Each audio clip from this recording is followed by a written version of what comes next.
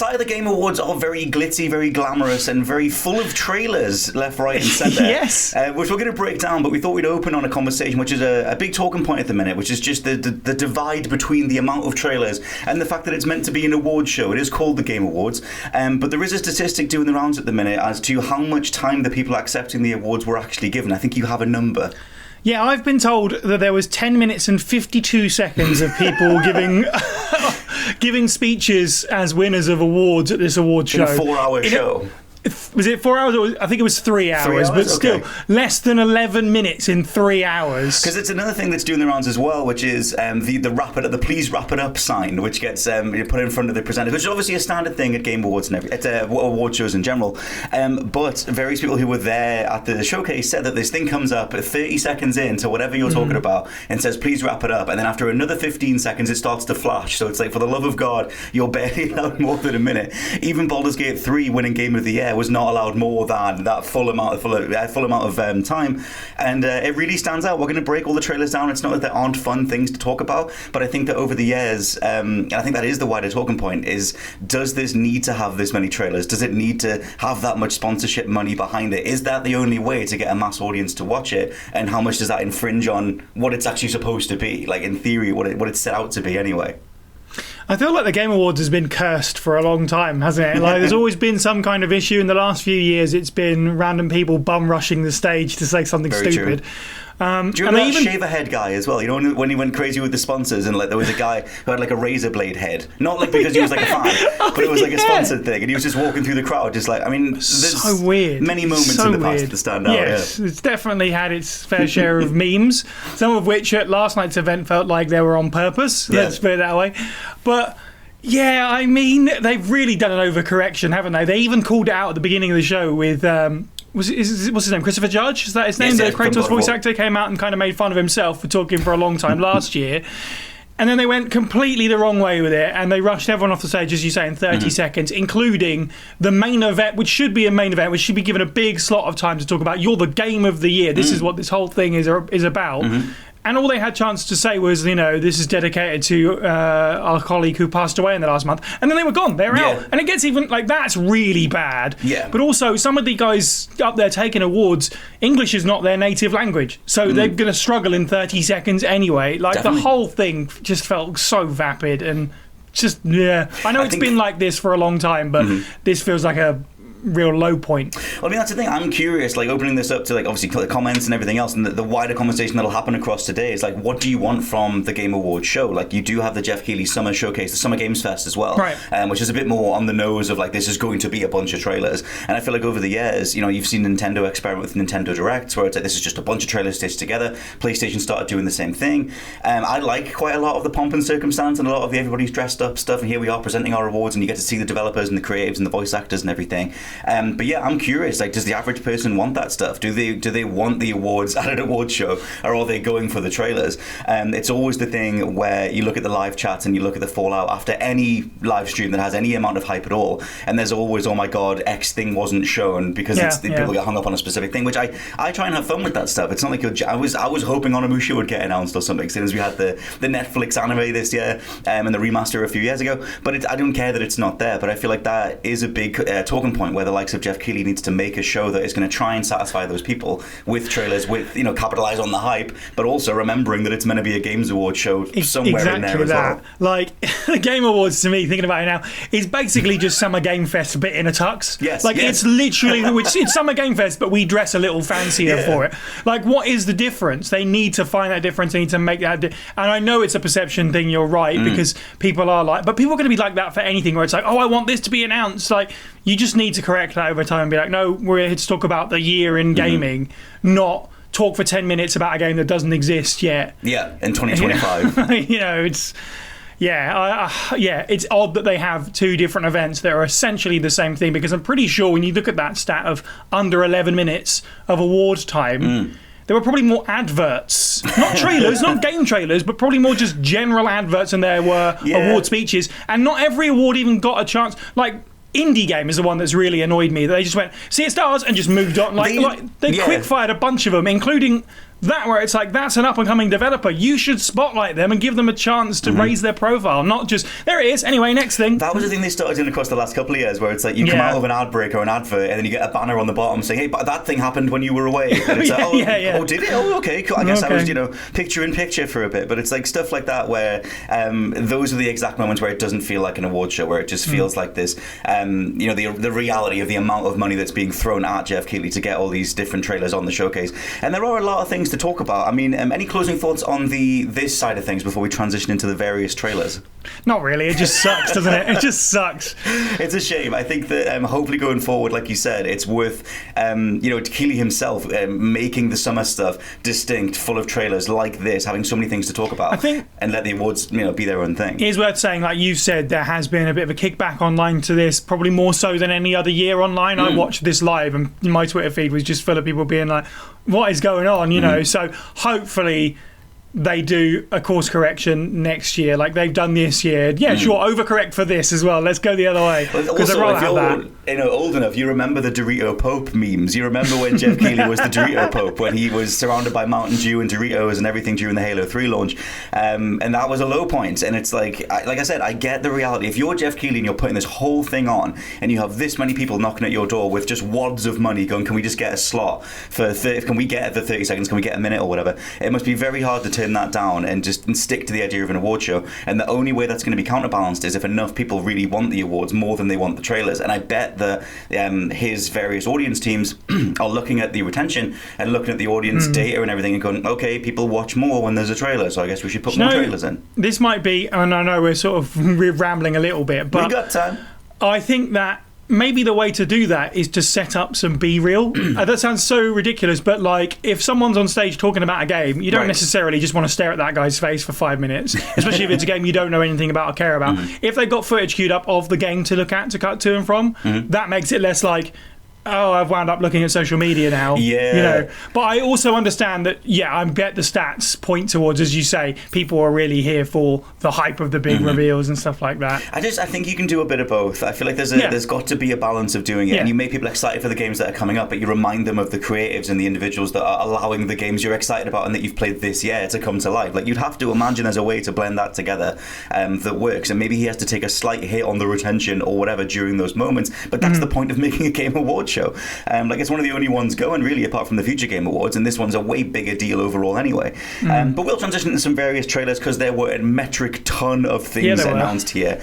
A real scattershot approach, like some CG trailers, some that started as CG, became gameplay later, some gameplay stuff, and a real mix of budgetary production values things as well.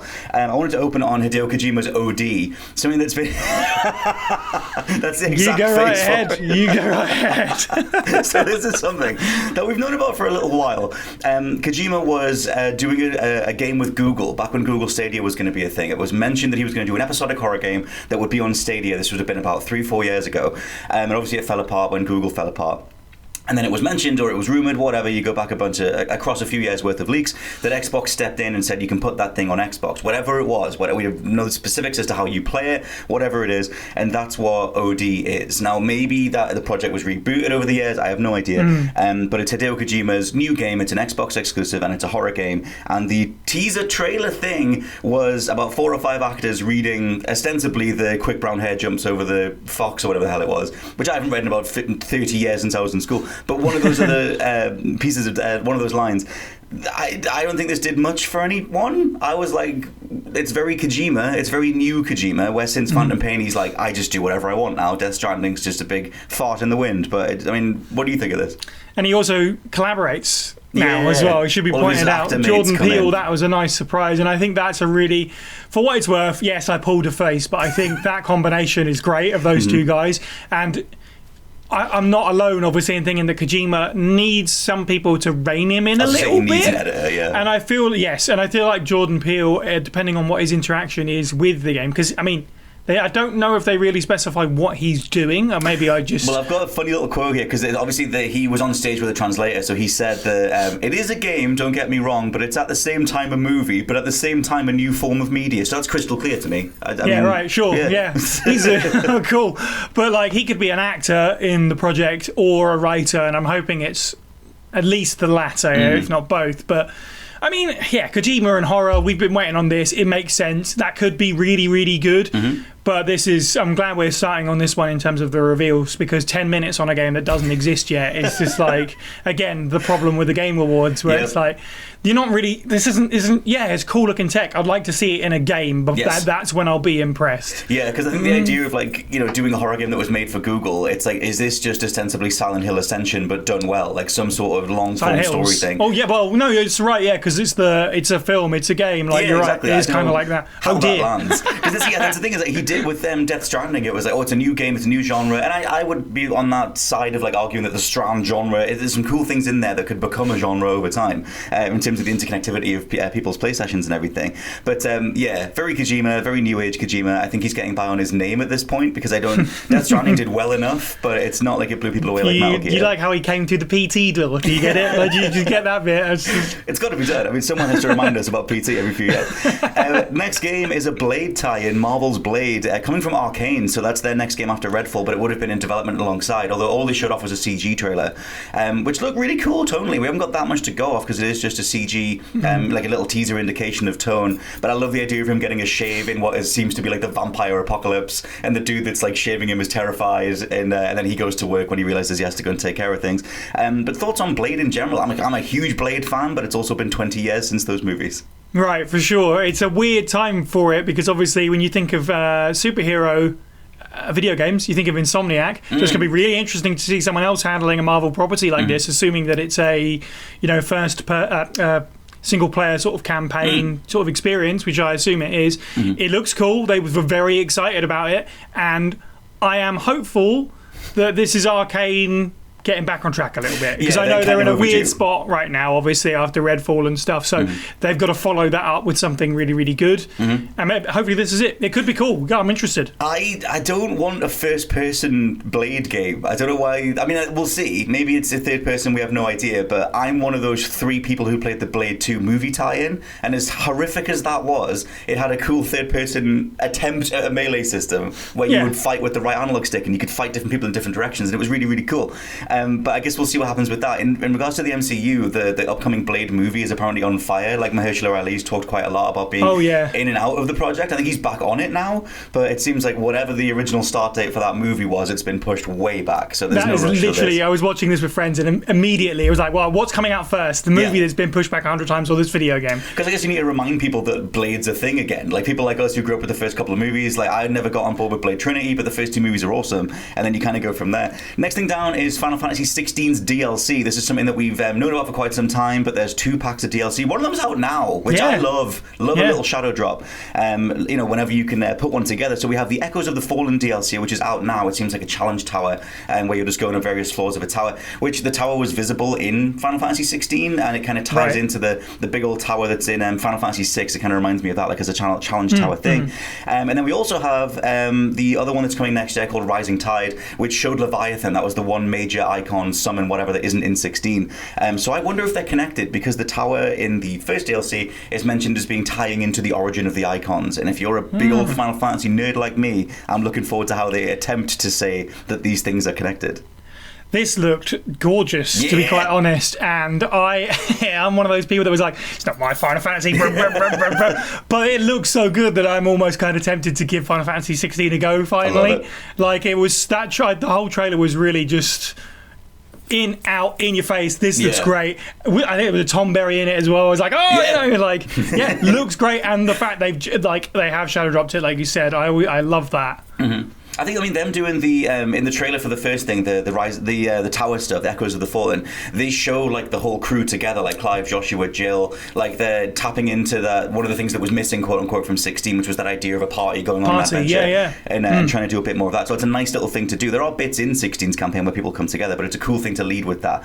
Next thing was, speaking of DLC, was God of War Ragnarok's DLC. It's called the Valhalla DLC, which is an interesting beat for this. It's a roguelike, which is an interesting thing internally with Sony, because you have the Last of Us 2 remaster having a roguelike add-on as well, and Sony only just showed that off a couple of days ago. It was on the same day as GTA 6, so it got wiped the F out, but that gameplay trailer's out now, and for Last of Us 2 remaster, we're getting this little tag-on roguelike mode where you take on waves of enemies, you get better over time, death doesn't matter, etc.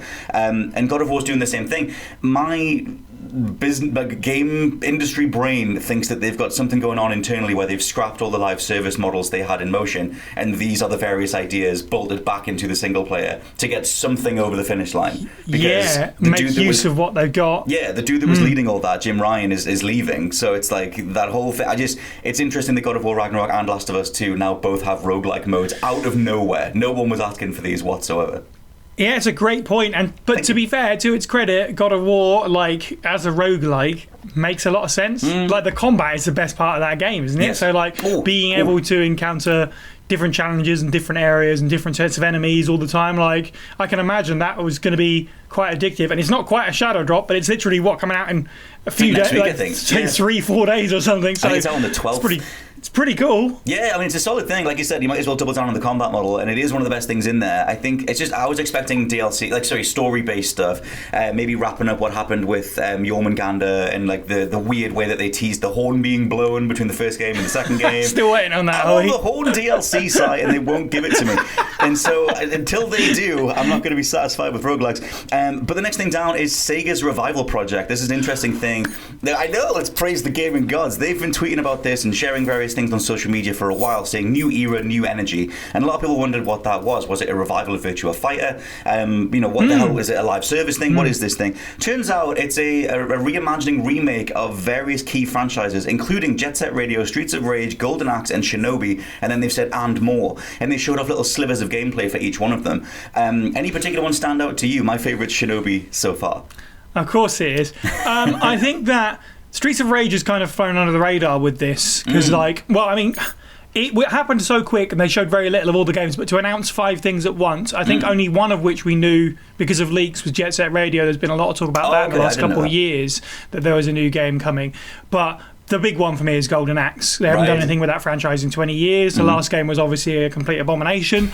So I think generally, though, I'm a bit of a mark for Sega, and these are a bunch of franchises they haven't touched in so long that I'm really excited to see what they do with it and look back into their history and do some neat stuff. And I'm part of that crew of I want smaller games that take less time to develop and less money, please, on a regular. Yeah, exactly, and they can drop one of these every few months over the course of the next year or whenever it's going to start. It could be a really good year for Sega if they've got all this coming. Crazy Taxi as well. There's so much to this. I'm like, that's the thing, and I only back the reality of get more games out from bigger publishers with smaller budgets and cooler gameplay ideas. Like you're doing it now. They're doing a Crazy Taxi with police chases in it, which is that's a nice little injection of something into there. Shinobi seems like it's just Mark of the Ninja, or you've Mark of the Ninja-ified Shinobi, which is cool. Streets of Rage being a 3D version of that game is the cancelled one from back in 2000 or whatever it was when they were originally going to do it. So I'm waiting for this, yeah. Yeah, seems like it's a good foot forward, and I love them for the old school fans or the fans over time doing both Sega shout outs. We got the original Sega, and then the dude at the very end yelling Sega, and I'm like, yep, that's 25 years in 2 minutes for those of us who've been around for the whole ride. The next one down is Rise of the Ronin. Just wanted to mention that it's getting a release date on March 22nd, 2024, but one of the best looking games at the showcase, and all in game as well. Team Ninja as well, you very rarely miss, so I mean it looks great. Don't know if it's necessarily my thing, but I'm going to keep an eye on it at least, because if it's good it could definitely tempt me, because that's another one that just looked gorgeous, and I might also probably have swayed me because it was a very gameplay heavy trailer from what I recall. Admittedly, it was 2 a.m. when I saw it, but so I may have misremembered that, but that stood out as well because there was a lot of, as you said at the beginning, CG trailers. Well, very gameplay heavy, and also I don't know about you, but I'm very sick of the Soulsian over-the-shoulder model. So it's I'm glad that there's something else. Rise of the Ronin is a nice hybrid of you do have the big boss fights, you do have the intensity of it, and the camera seems to kind of be over the shoulder, but it's not rooted to the spot. And then they tap into that almost Ninja Gaiden type stuff, and more hack and slash, more Devil May Cry. I want way more of that. I want a new combat model. I feel like we've been indulging in Soulsian models for the last 5 years in particular, and they're solid. They sell. Everyone loves Elden Ring, including me. But at the same time, I just want something else. And I remember when they first showed Rise of the Ronin, and they showed the dude taking on 3 or 4 guys at once. He did a really cool multi-move, and I was like, why have we not had more group kills in stuff? Give me cool, stylish ways to take people out. Yeah, for sure. It's and again, as well, I cut through another issue with all these trailers. There was a lot of spacesuits and androids. I know there are a fair amount of sort of historical. What I'm going to mention next. Well, yeah, it's true. I know there's a fair amount of sort of samurai and ninja games coming out as well, because Capcom have got one of these on the way as well, haven't they? I've forgotten the name, but it was revealed. I'm blanking on it, but yeah, it was revealed this summer, so that's kind of, there's a lot of this going on as well, but. Well, as you're about to say, at least it wasn't another spacesuit. No, I feel like since Ghost of Tsushima kind of reminded the West that the East is cool. It was like we suddenly got a wave of awesome, very, very faithful, like ancient Japan kind of games or whatever, feudal Japan. The next one down I had is Exodus, which I didn't even know was in production, but it's by a bunch of ex-BioWare devs. And it's a big RPG. It was very CG-heavy trailer, but it went into gameplay at the very end. Seems like a very snappy third-person sci-fi shooter, but you seem to be making very big decisions in regards to which timelines you choose to stay in, and then you reset certain timelines. Time moves differently when you move between different worlds and stuff. I like the whole premise of this thing, but I mainly like the fact that we're getting ex-BioWare, assumedly veterans or experts or whatever, doing something that they're not being bolted to whatever EA wants them to do. I like that they've managed to get away from what regular BioWare are stuck with, which at the minute is Mass Effect and Dragon Age, which could go well, but BioWare's not been on a good run, so I quite like that they're free of that for now. Yeah, nice emotive trailer as well, with the characters at the beginning. Matthew McConaughey as well as starring lead, so that implies to me that there is some emphasis on sort of narrative and character stuff, which is nice, but the gameplay did look solid. It had the benefit of being one of the first trailers of the night, so a lot of the, as I just sort of said and kind of made fun of, the spacesuits and androids that we got to come. This was definitely attention grabbing. If it had come later, maybe it would have felt like it's another one of these to me, but it looks solid. Yeah, I'm intrigued. Well, also, for me, like over the years, obviously BioWare, like I said, have kind of gone downhill quite a lot in the last couple of games. Don't receive very well, Anthem, Mass Effect, Andromeda, but I like the gameplay specifically. If you just siphon off the gameplay in both those titles, if you apply that to a Mass Effect, a first couple of games sized world with those kind of decisions and decision-making, character building and everything, you could hit that perfect X Factor thing where you have a really playable game that has weighty story and narrative and everything else. Like there's a way for that to happen. It was just that with Anthem they steered entirely into the gameplay, the grindy loop stuff. Right. So I guess we'll see. Quickly going to mention the Brothers: A Tale of Two Sons remake that's coming February 28th, 2024. Did you play the original Brothers? I think I've got it on my hard drive somewhere, but good stuff, man. I'm not sure I actually got around to it, and everyone went crazy for it. I must have missed this one, didn't know this was happening, but that's cool. That was the thing where it was the first game that put Joseph Fares on the map, and it's a game where you play two characters at once with an analog stick each, and I like the idea of revisiting that. It's just a cool little thing that's getting remade. Jurassic Park Survival is the next one down, another game that was sort of 90% CG, but very promising, and then it went to gameplay at the end. This was one of your picks for us to mention. What did you think? Yeah, really interesting. I know we're in the era of you've got to bring back the old franchise, but Jurassic Park, it hits the spot for a lot of us that grew up in that period as well, and they're going back. Literally, I think it takes place the day after the film, with someone who's been left on the island and has to survive, which is an interesting prospect. It looks great. They hit a bunch of the obvious movie marks, but yeah, I'm interested in this because Jurassic Park Survival was a game that was being produced in like the early 2000s or something, and then got completely canned. I don't know if this is related to that or not, or if it just happened to be using the same sort of subtitle. Not sure what to make of it, but I think Jurassic Park is a good franchise to bring back, and I talked about this in a video that's going to come out on the channel soon. There's been a bunch of like movie tie-in games that have come out in the last couple of years that have been surprisingly good, like Texas Chainsaw Massacre, the Evil Dead game. We just had RoboCop, which was pretty decent for what it was. Yeah, people were enjoying it. So hopefully Jurassic Park can be the next one. I'd love a solo, isolated, terrifying run from T-Rex. That sounds very scary, and I'm into it. What this reminds me of is like, you remember in the 2000s when it was like loads of movie tie-ins would just take the movie and then be like, oh, actually, while this character was doing this, they were in the room next door, they were doing this other thing, and then you would play as them. And it's I love that approach. Like the Saw movie tie-in had that, and then the Scarface game had, where it was, hey, what if Tony Montana wasn't dead and just got back up and then did a whole bunch of stuff? And I'm like, I love that approach for Jurassic Park, because it seems like in the trailer they're playing off obviously the most iconic beats of the original movie, with the T-Rex stuff and the Velociraptors and stuff. But you kind of might as well, because it hasn't been done that well before. It's like you might as well tap back into it and do something that feels more like a definitive version of that original movie as a tie-in experience, because that's what RoboCop just did, and I think that stuff can be done really well. I want to mention Metaphor Refantasio, which was the new game from Atlas. Oh yes. Which might as well have just been Persona. I was going to say, to me it looked like Shin Megami Tensei, which is basically just Persona. I genuinely thought it was the last SMT game. And it's like it's a new thing, but it's very much trading off what people love about about the SMT and the Persona franchises overall. Very, very aesthetically pleasing. Like they've got a whole identity. Like immediately, I was like, this thing looks incredibly gorgeous. Sure. I guess I would rather it was a Persona game for the sheer whatever psychological feeling that brings. But it's you're still going to get something that is ostensibly the next one of them anyway. Yeah, I mean, they've been firing on all cylinders for a little while now. Obviously, Persona 5 was huge, and they are wringing that dry, obviously, because Tactica just came out. So I can understand why it feels like maybe it's time for the next Persona, and I don't think we're probably that far off from it in the grand scheme of things. So this will be a nice holdover. It'll be interesting to see what it does differently that separates itself from those two franchises that are quite similar as it is, and this looks like, you know, a third sibling of it. So yeah. Well, I mean, they were very heavy in the trailer saying, like, you know, these various creatives worked on Persona 3, 4, and 5. Like, they're going heavy on, like, hey, Persona fans, like, check this thing out. So I wonder if that's to free up more time before the next Persona. But Persona 6 has been mentioned quite a lot in rumors and immediate announcements and things like that that would have made sense for the awards as well.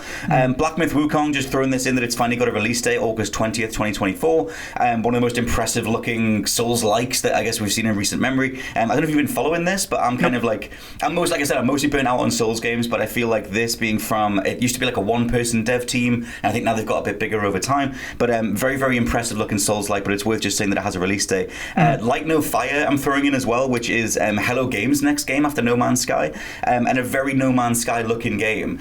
Pretty, so pretty. Absolutely gorgeous, and the way that the trailer's cut together is the sort of style that Hello Games have started putting together for No Man's Sky's DLC over the last few years, but it's their first game since The Last Campfire, which is a very overlooked little kind of indie game that they did. You know, whilst they were recovering after No Man's Sky.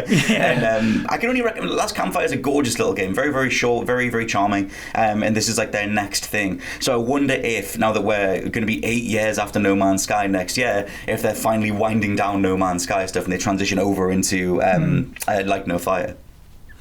Bit of a funky name, but it's weird, right? It's a weird name, but I'm sure it'll be fine. As I said, it looks really, really pretty. It kind of looks, it sort of reminds me of Ark, but but much nicer looking. And I think they have clawed back so much respect from people from that original launch. That I expect lots of people are going to turn up for this day one way or the other, to see what happens, really. Are they going to, and they made fun of it at the awards, as is going to be another No Man's Sky situation, or are they going to knock it out of the park? That's the thing. I mean, they've put so much time into like Lego bricking back their reputation that they've managed to just get there, and they have gotten there. It's not that you should necessarily forgive such a broken, ridiculous launch, but they have put the time in, which is more than you can say for the likes of Anthem or whatever other bigger titles that release broken. But yeah, in terms of actual gameplay, it seems like it's an endlessly generated planet, one single planet. Looks cool. And Sean Murray referred to it as like the first true open world game because it'll be endlessly open. So we'll see what that's like. Final thing is Monster Hunter Wilds, which is the next main Monster Hunter installment. It's been a while since Monster Hunter World. Yeah, I guess so. It feels to me like there's a new Monster Hunter thing every year or so, but that's because they're like of it, Rise, exactly. They have updates, Rise and Daybreak and all that. So I don't really follow the franchise particularly. This doesn't surprise me though, because this is Capcom's. This is a money maker for Capcom. Monster Hunter is, you said, World is their best-selling game of all time. So yeah, I mean, we got to wait a year at least for this, because it's 2025. Because I think the most interesting thing about this reveal is that it's not. Well, I think everyone expected some kind of Capcom game at the Game Awards. There's always something, and also because Capcom themselves said we've got another game, an unannounced title that will come before March of next year. And this clearly isn't it, because it's 2025. And so my thought is as well, it's coming before March, whatever this game is, because in March they're dropping Dragon's Dogma 2 at the end. True. So you don't want to, like, are you going to drop 2 games in the same month and necessarily take from your own cut? Like, what's going to happen? Is my Onimusha dream coming true? Have they got some kind of crazy shadow drop that's about to happen or something like that? So there was a lot of interest coming into what the Capcom reveal was. This was not what was expected, but I think the positive side is that there is still something we don't know about that could happen at any moment. So I'm kind of interested to see what that is. Yeah, I forgot about that as I was watching the trailers and stuff. Like, they still have that big, whatever that thing is. It could be a mobile game, but like, assumedly it's something a bit bigger than that. Like, I'm still hoping for Onimusha or Dino Crisis. That feels like the two. I mean, the amount of 2000s revivalist stuff that we've got, and I always want newer things. I get sick of the whole, hey, remember thing? I remember that. I get sick of that. But I feel like the core of the gameplay in Onimusha and Dino Crisis could be done better, especially with the RE engine that they've got now. Like, if you imagine, for me, like Resident Evil 2 Remake, you take that overall approach and you do an Onimusha with that. I think that could be absolutely gorgeous. And same with Dino Crisis. There was a lot of interest from the Resident Evil community going into this because, of course, they said within the last week or two that they will. I think this might have actually be a mistranslation, some people were saying, but they said they're going to be doing Resident Evil remakes going forward. There's still more to come. Right. So everyone was expecting a Code Veronica tease or something like that. When it comes to the franchises you've mentioned, though, it's a weird thing because we just said that Capcom have a samurai game that's not on Onimusha that they're working on. So I'm not so sure about that. And Dino Crisis, I certainly wouldn't hold your breath for. But the other thing was, like, where was Pragmata? So many spacesuits, still no Pragmata from Capcom. They've got so many irons in the fire, and apparently, as I say, one we still don't know about. Well, I think it's been a whole year since they had the little teaser update for Pragmata, and they just it was the little girl and she had the little note, and it just said like coming later or it's been delayed or whatever it was. Like that seems like they're just pushing that way out. Like that was a PS5 launch trailer, and it just never came together. I don't know. The Dino Crisis for me, the flame burns bright because of the amount of dinosaur stuff we've got. Like you mentioned Ark before, there's a new one of them. You've got I just feel like various franchises are greenlighting dinosaur-based stuff. Jurassic Park's still going. Give me Dino Crisis. Why not? Whatever makes you happy, you hold on to that thought. Whatever gets you through. That, but let us know what you think of all the various announcements down in the comments below. I've been Scott from whatculture.com. I've been Cy for whatculture.com. And we'll catch you very soon. Bye-bye.